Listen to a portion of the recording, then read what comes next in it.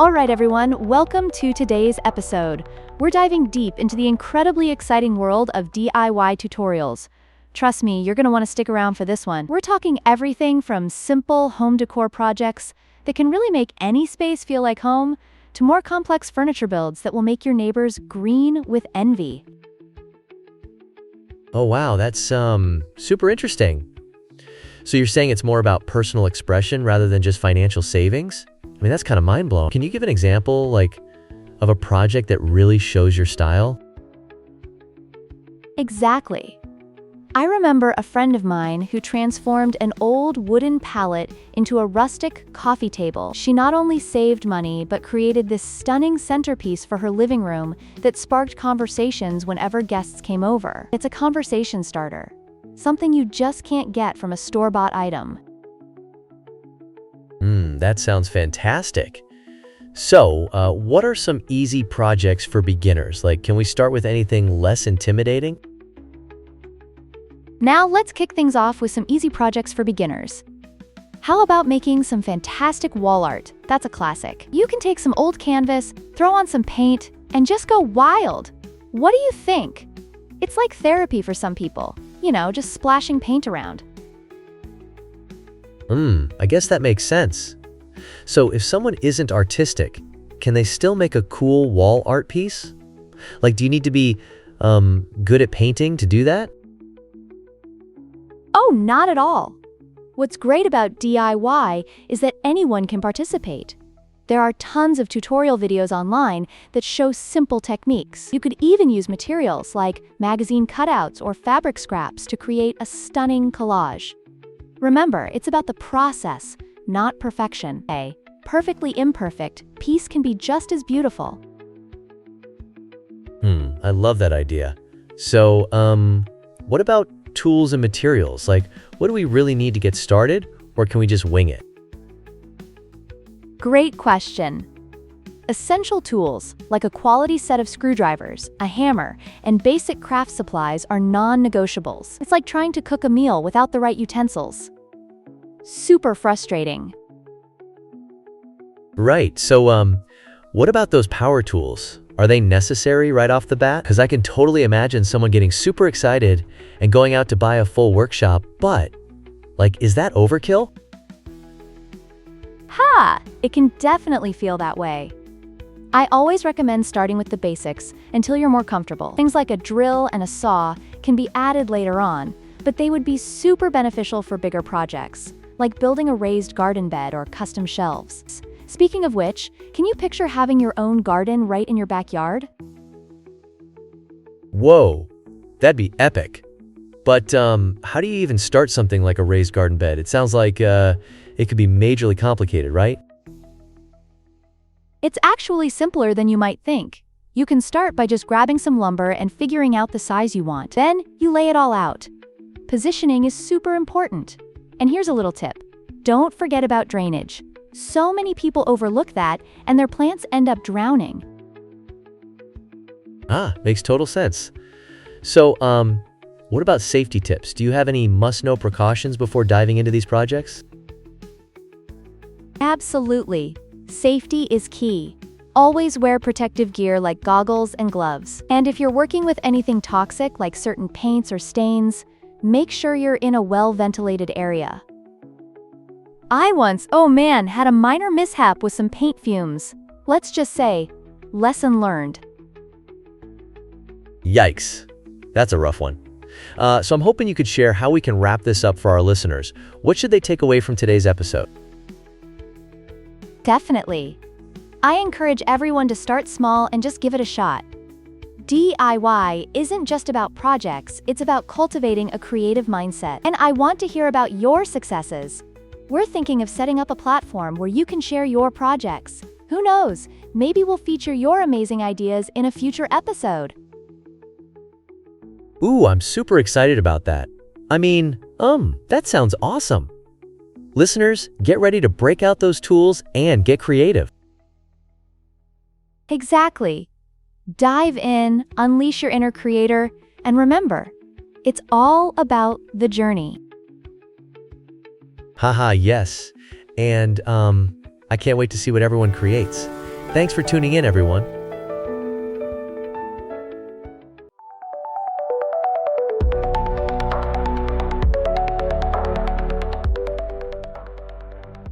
Welcome to Upcycle Magic.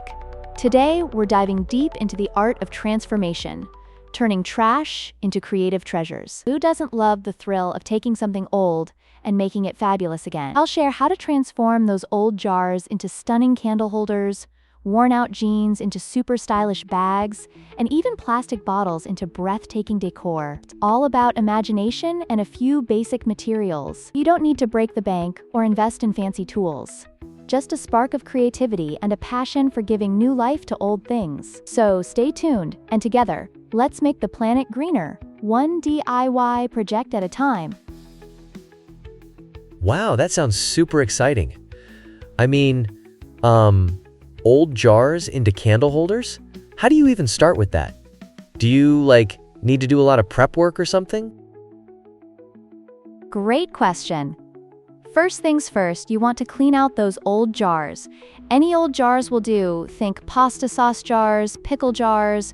The world is your oyster. After cleaning, you can decorate them however you like. You can paint them, wrap them in twine, or use chalk paint for a vintage look. The key here is to let your imagination run wild. And don't forget to add some fairy lights inside for that magical touch. Fairy lights? Like the ones you use for Christmas? That's so cool. But I've got to ask, what do you do if you, mess it up? Is it easy to fix mistakes? Absolutely. Mistakes are part of the creative process. If you accidentally spill paint or mismeasure something, don't stress. You can always paint over it or cover it with another layer of decoration. It's all about experimenting and having fun. Like I always say, creativity is like a muscle. The more you flex it, the stronger it gets. Think about how a kid approaches a coloring book. They don't worry about staying inside the lines. They just create. Right. That's such a neat analogy. And what about those worn-out jeans? I have a pair that's practically a sponge at this point. Would that work? Oh, absolutely. Those jeans are perfect for upcycling. You can cut them into a tote bag, and the beautiful thing about denim is that it's so versatile. You can add pockets, fun patches, or even some embroidery to jazz it up.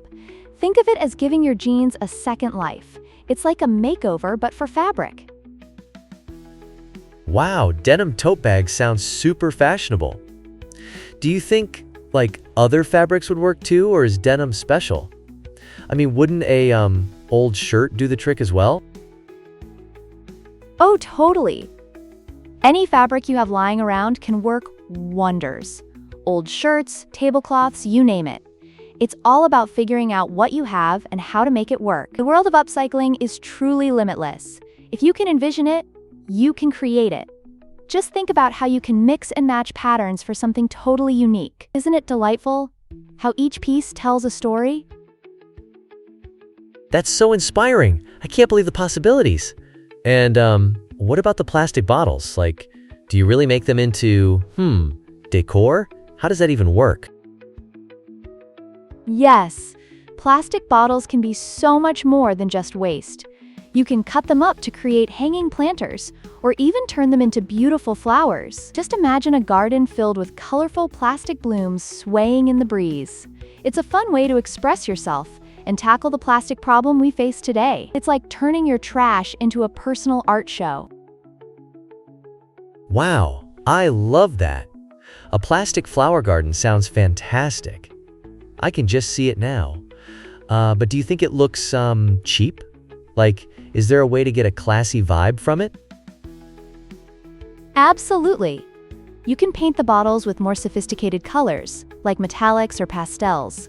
You can even use those textured spray paints for some depth. When arranged well, it can look very chic. Just think of it like dressing up for an occasion. Presentation matters.